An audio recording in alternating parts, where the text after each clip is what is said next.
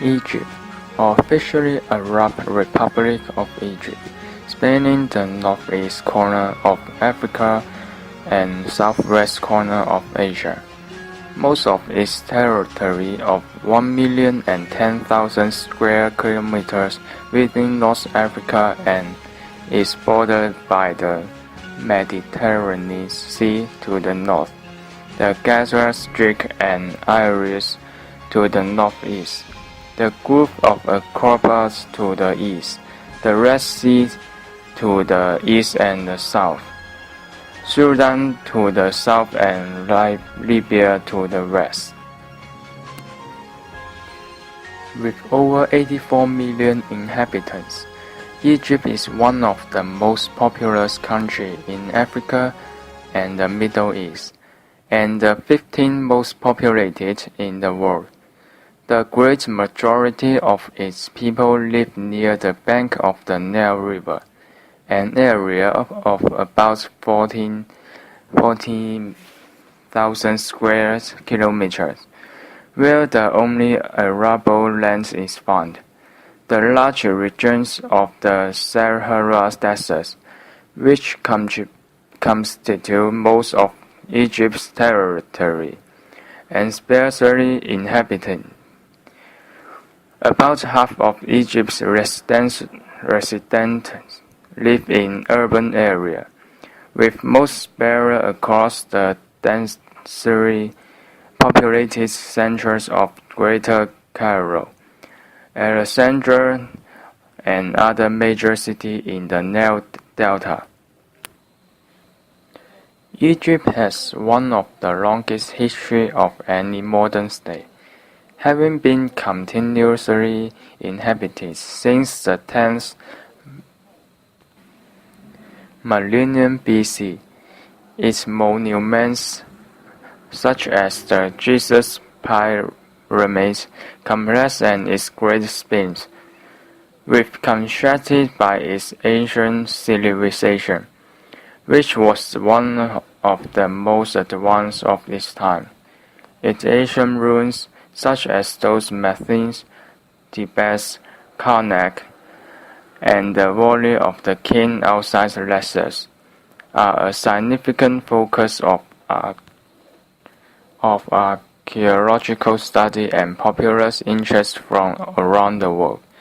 Egypt's rich cultural legacy, as well as the attraction of its Red Sea riverway, have made tourism a vital part of the economy, empowering about 12% of the country's workforce.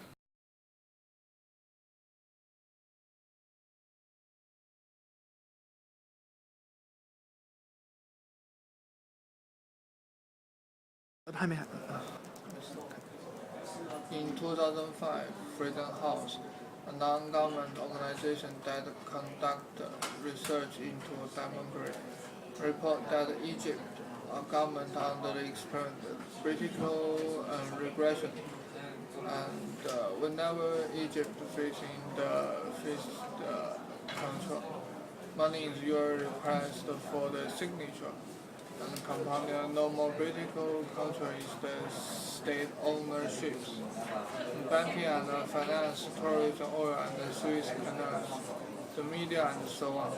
Government employees receive low voice, and while the decrease in the monetary of Egypt achieved the increase in the waves, growing income gap between the class and closing the middle class to be squeezed to smaller range between the rich and poor. Mass protest against me in Cairo and other Egypt cities on 25 January 2011. On 1st February, I announced that he will not contest the president elections due to September. I also promised constitutional reform. This didn't suit the major of the president protester, who expressed depart immediately. the demonstration continued on 2nd February. Voice clash occurred between the pro-Mubarak and the anti-Mubarak protesters. Okay. I stepped down after 18 of demonstration during the 2011 Egypt's revolution on 11 February 2011.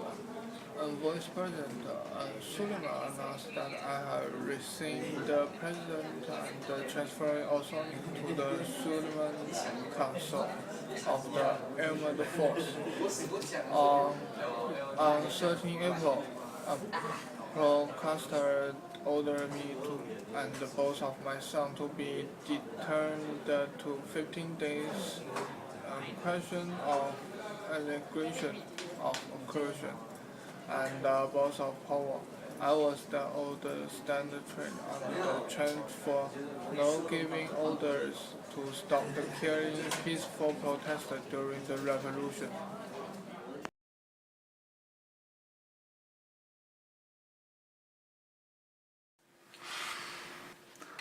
Sorry for my sick. Hello everyone, I'm Dr. Max, and now I'm gonna tell you something about the revolution happening in Egypt. The first thing I'm gonna tell you is the reason why people took this revolution in Egypt. The first reason is that the President Mubarak has judged Egypt for nearly 30 years, and this makes him has a very great power, just like a king. And people don't like this, so they just make him to step down.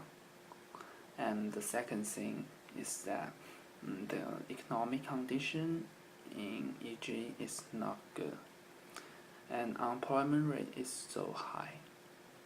So people feel disappointed to the government.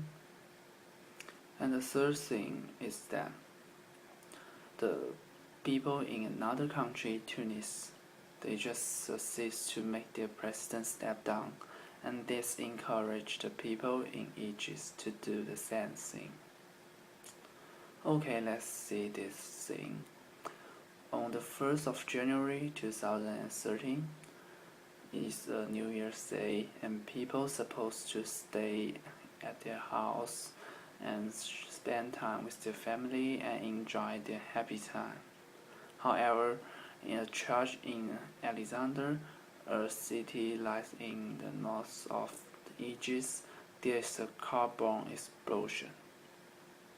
And this explosion caused at least 21 people die and 70 people injured. And on the 17th of January, a man set himself on fire just near the Egyptian parliament. He wanted to use this action to tell government that he is very unsatisfied to this country. And on the 26th of January, there are thousands of people protest against the president Hosni Mubarak. And in the Suez, there are 2 people die. And another city, Cairo, policeman died after being sent into the hospital. And on the 1st of February, Obama took a phone call to Mubarak, and then he convened a press conference. He told to the reporter that Egypt needs a peaceful transition. Apparently, people don't have enough patience to wait. They just ignore the curfew and keep marching in Tahrir Square every day, and it changed Americans' attitude to the whole thing. On the 5th of February, Obama hinted that Mubarak should step down. After losing the support of Americans, Mubarak finally noticed that his president life is over. However, his son still told him he still has a chance to get back to his president. And this made the speech of the resignation become another speech that he will never give up being president. And this thing caused the people really angry. And on the 11th of January, the army forced Mubarak to abdicate. And the vice president announced that. And then, this is over. And now, Evan will tell you what happened next.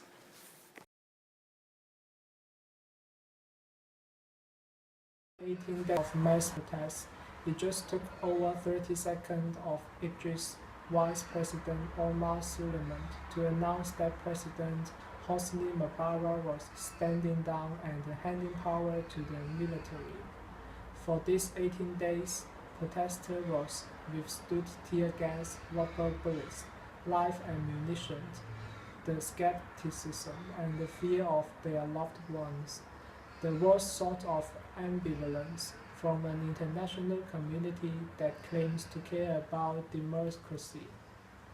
One of the protesters said, Mubarak is a liar. He promised to live in 3 months. We don't believe him. We only believe him when he is gone. Now Egyptians are free. All of Egypt is liberated. Egyptians can choose their leaders, and if they don't like them, leader will go.